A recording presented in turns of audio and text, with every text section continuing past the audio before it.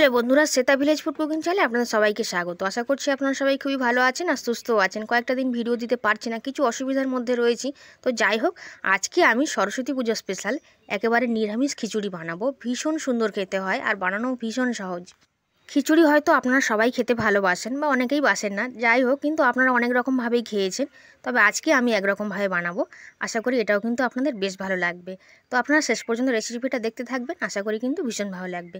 তো আজকে খিচুড়িটা আমি আতপ চাল দিয়ে বানাবো। খিচুড়ি কিন্তু গোবিন্দভোগ চালেরও ভালো লাগে। তো আজকে আমি আতপ চাল দিয়েই বানাবো। এখানে কিছু সবজি আমি পছন্দ মতো নিয়ে নিয়েছি। আলুগুলোকে একটু বড় সাইজের কেটেছি। খিচুড়ির সবজি কিন্তু একটু বড় সাইজ করে কাটতে হয়। এখানে বিন কড়াই নিয়ে নিয়েছি একটু বড় করে কেটে, আর ফুলকপিগুলোকে নিয়ে নিয়েছি একটু বড় বড় করে কেটেছি। শুধু বাঁধাকপিটা একটু ছোট করে কেটে ফেলেছি। তো যাই হোক, তো আমি এখানে আমার পছন্দ মতন সবজি দিয়ে বানাচ্ছি, আপনারা আপনাদের পছন্দ মতন সবজি দিয়ে বানিয়ে নেবেন। তো এখানে আমি 100 গ্রাম মুগ ডাল নিয়ে নিয়েছি। আজকে আমি মুগ ডাল দিয়ে খিচুড়িটা বানাবো, যেহেতু নিরামিষভাবে বানাচ্ছি। এমনি দু রকম ডাল দিয়েও কিন্তু বানানো যেতে পারে। তো প্রথমে আমি মুগ ডালটাকে কড়াইতে একটু ভালো করে কিন্তু ভেজে নেব। তো মুগ ডালটা ভাজতে ভাজতে দেখুন কালারটা একটু চেঞ্জ হয়ে যাবে, আর একটা খুব সুন্দর একটা সেন্ট বেরোবে। তাহলেই বুঝতে হবে মুগ ডালটা কিন্তু খুব ভালোভাবে ভাজা হয়ে গেছে। তো এ পুড়ে গেলে হবে না। তো ভাজা হয়ে গেছিলো ডালটা, আমি কিন্তু নামিয়ে রেখে দিলাম। ওই কড়াইতেই আমি তেল দিয়ে দিচ্ছি। আমি এখানে দু রকম তেল দিয়ে বানাবো খিচুড়িটা। তো কিছুটা পরিমাণে সাদা তেল দিয়ে দিলাম, কিছুটা পরিমাণে সর্ষের তেল দিয়ে দিলাম। যেহেতু সবজিগুলো প্রথমে ভেজে নেব, তো সেই জন্য তেলটা একটু বেশি পরিমাণেই কিন্তু দিলাম। খুব ভালো করে তেলটাকে গরম করে নিয়েছি, আর একে একে সবজিগুলোকে ভেজে নেব। তো এখানে আমি আলুগুলোকে সবার আগে দিয়ে নিচ্ছি। আলুগুলো একটু বড় সাইজ করে কেটেছি, তো সেই জন্য আলুগুলোকে এই সবার আগে কিন্তু একটু ভেজে নেব। তো আলুগুলো দেখুন খুব সুন্দরভাবে ভেজে নিয়েছি, একদম লাল করে ভেজে নিয়েছি, মানে ভাজা হয়ে গেছে। এখন একটা হাতা নিয়ে কিন্তু তুলে নিচ্ছি, আর বাকি সবজিগুলোকে কিন্তু এই তেলের মধ্যে একটু ভেজে নেব।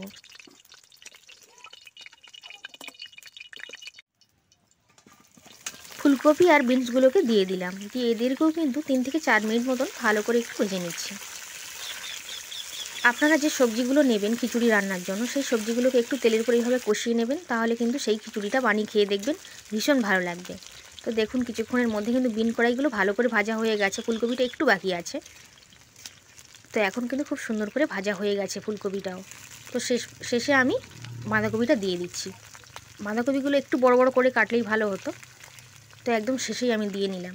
নিয়ে 1 মিনিটের মতন একটু নাড়াচাড়া করে নেবো, কারণ বাঁধাকপি বেশি ভাজলে আবার জল এসে যাবে, জল উঠে যাবে, তো সেই জন্য।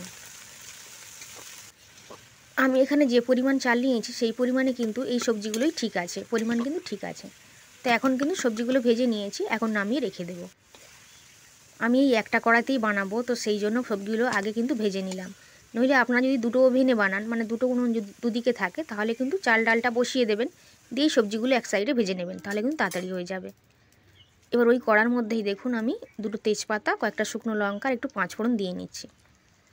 1 মিনিটের মতন একটু ফোড়নগুলোকে ভেজে নিচ্ছি, নিয়ে সমস্ত গুঁড়ো মশলাগুলোকে দিয়ে দেবো। তো এখন দিয়ে দিচ্ছি পরিমাণ মতন লবণ, দিয়ে দেবো হলুদ গুঁড়ো 1 চামচের একটু বেশি দেবো, আর দিয়ে দেবো লঙ্কার গুঁড়ো, আর দিয়ে দেবো জিরের গুঁড়ো 1.5 চামচ পরিমাণে আমি এখানে জিরের গুঁড়ো দিয়ে দিচ্ছি। আপনারা যতটা পরিমাণে সবজি নেবেন সেই পরিমাণেই কিন্তু মশলাগুলো দেবেন। অল্প একটু জল দিয়ে নেব, আর মশলাগুলোকে একটু ভালো করে কিন্তু কষিয়ে নেব। একটু জল দিয়ে দিচ্ছি, কারণ উনানের জালটা একটু বেশি ছিল, তো সেই জন্য। মশলাগুলো পুড়ে গেলে কিন্তু খেতে ভালো লাগবে না। তো মশলাগুলোকে একটু ভালো করে কষিয়ে নেব। আর এখানে যদি আপনারা টমেটো দিতে পছন্দ করেন, অবশ্যই টমেটো দিয়ে নিতে পারেন, মটরশুঁটি দিতে পারেন। খুব ভালো করে মশলাটা একটু কষিয়ে নেব, আর আগে থেকে যে সবজিগুলো ভেজে রেখেছিলাম সেগুলো কিন্তু এক এক করে দিয়ে দিচ্ছি। সমস্ত সব সবজি আর মশলার সঙ্গে খুব ভালো করে এইভাবে কষিয়ে নেব। একটু টাইম নিয়ে কিন্তু কষিয়ে নিতে হবে। খুব সুন্দর করে এইভাবে কষিয়ে নেব, তারপর কড়াই থেকে নামিয়ে রেখে দেবো। তো দেখুন খুব ভালো করে কিন্তু কষানো হয়ে গেছে, কালারটা দেখলেই কিন্তু বোঝা যাচ্ছে। আমি একটু টাইম নিয়ে কষিয়ে নিয়েছি। তো এইরকমই হয়েছে, এখন নামিয়ে রেখে দিয়েছি। কড়াইটা খুব ভালো করে পরিষ্কার করে নিয়েছি, কারণ খিচুড়িটা কড়াইতেই বানাবো, হাঁড়িতে বানাবো না আজকে। তো এখানে আমি যে আতপ চালটা আগে থেকে ধুয়ে রেখেছিলাম সেটাকে দিয়ে নিলাম, আর কিছুটা পরিমাণে জল দিয়ে দিয়েছি পরিমাণ মতন। আর আগে থেকে যে ডালটা ভিজিয়ে রেখেছিলাম মুগ ডালটা, সেটাও কিন্তু দিয়ে নিলাম। এখন ঢাকনাটা দিয়ে দেবো, আর এইভাবে কিন্তু আমি চাল আর ডালটাকে খুব ভালোভাবে ফুটিয়ে নেব। ঢাকনা দিয়ে ঢেকে কিছুক্ষণের জন্য অপেক্ষা করছি। কিছুক্ষণ পর দেখুন চাল আর ডালটা বেশ অনেকটাই সেদ্ধ হয়ে গেছে, দেখিয়ে দিচ্ছি দেখুন। আর একটা খুব সুন্দর সেন্টও বেরিয়ে গেছে।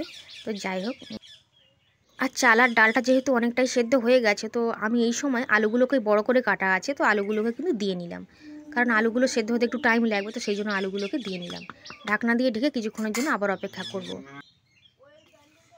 খিচুড়ি এমনি 5-6 মিনিট অন্তর অন্তর কিন্তু নাড়ি চাড়ি দিতে হয়, নইলে তলা থেকে কিন্তু ধরে যাবে, কারণ ডাল রয়েছে তো সেই জন্য। তো আরও কিছুক্ষণ পর আমি ঢাকনাটা খুলে নিয়েছি। এখন কিন্তু আরও একটু বেশি কিন্তু রান্না হয়ে গেছে খিচুড়িটা। তো এই সময় আমি বেশি বাকিও নেই, 10 মিনিট মতন বাকি রয়েছে। তো এই সময় আমি সবজিগুলোকে দিয়ে নেব, আর 10 থেকে 15 মিনিট খুব ভালো করে কিন্তু রান্না করে নেব। সবজিগুলোকে দিয়ে একটু মিশিয়ে নিচ্ছি, আর এই সময় একটু জল আমাকে বাড়াতে হবে। আর দিয়ে দিচ্ছি পরিমাণ মতন লবণ। লবণটা দিয়ে খুব ভালো করে কিন্তু এভাবে মিশিয়ে নিতে হবে। আর এখানে একটা ভিডিও ডিলিট হয়ে গেছে, যেখানে আমি কিছুটা পরিমাণ একটু হলুদ গুঁড়োও দিয়েছি। তো দেখুন 15 মিনিট পর আমি ফিরে এসেছি। আর খুব হালকা হালকা জাল দিতে হবে, নইলে তলা থেকে ধরে যাবে। খুব ভালো করে কিন্তু খিচুড়িটা একদম রান্না হয়ে গেছে। নিরামিষ খিচুড়ি কিন্তু একেবারেই রেডি। দেখুন কতটা লোভনীয় লাগছে। তো নামানোর আগেই আমি একটু 1.5 চামচ পরিমাণে ঘি দিয়ে দেব। যেহেতু নিরামিষ খিচুড়ি, আর খিচুড়িতে কিন্তু একটু ঘি দিতে হয়, তাহলে স্বাদ ও গন্ধ দুটোই ভালো হয়। তো আমি 1.5 চামচ পরিমাণে ঘিটা দিয়ে নিলাম। যদি আপনাদের পছন্দ না হয় কিন্তু নাও দিতে পারেন। খুব সুন্দর করে একটু মিশিয়ে নেব। এই খিচুড়িটা বন্ধুরা যদি 5 মিনিট বা 7 মিনিট রেখে দেওয়া যায়, আরও কিন্তু ঘন হয়ে যাবে। আর এরকম ঘন খিচুড়ি খেতেই কিন্তু ভীষণ ভালো লাগে। তো এই সময় আমি কড়াইটা উনান থেকে নামিয়ে নিচ্ছি, নিয়ে একটা পাত্রে ঢেলে নেবো, নিয়ে আপনাদেরকে দেখাবো। আর এই খিচুড়ির সঙ্গে বেগুন ভাজা বা যে কোনো তরকারি কিন্তু ভীষণ ভালো লাগে, বা বেগুনি হলে তার কোনো কথাই নেই। তো দেখুন একেবারে কাছ থেকে দেখিয়ে দিচ্ছি। তাই একটা থালাতে আমি নামিয়ে নিয়েছি। কতটা লোভনীয় লাগছে দেখুন। একটা বেগুন ভাজা দিয়ে দিয়েছি, আর বাড়িতে বাঁধাকপির তরকারি হয়েছিল সেটা কিন্তু দিয়ে দিয়েছি। তো খিচুড়ির সঙ্গে বাঁধাকপির ডালটাও খেতে কিন্তু ভালো লাগে। তো বন্ধুরা, আশা করছি আজকে নিরামিষ খিচুড়ি রেসিপিটা আপনাদের খুবই ভালো লেগেছে। যদি ভালো লেগে থাকে অবশ্যই আপনারা বাড়িতে বানিয়ে খাবেন, এবং ভিডিওটিকে লাইক করতে কিন্তু ভুলবেন না। আর কমেন্ট করে অবশ্যই জানাবেন আপনাদের কেমন লেগেছে। আজ তাহলে এই পর্যন্তই, আবার হাজির হয়ে যাব আমি অন্য কোনো রেসিপিতে। ততক্ষণ আপনারা সবাই খুব ভালো থাকবেন।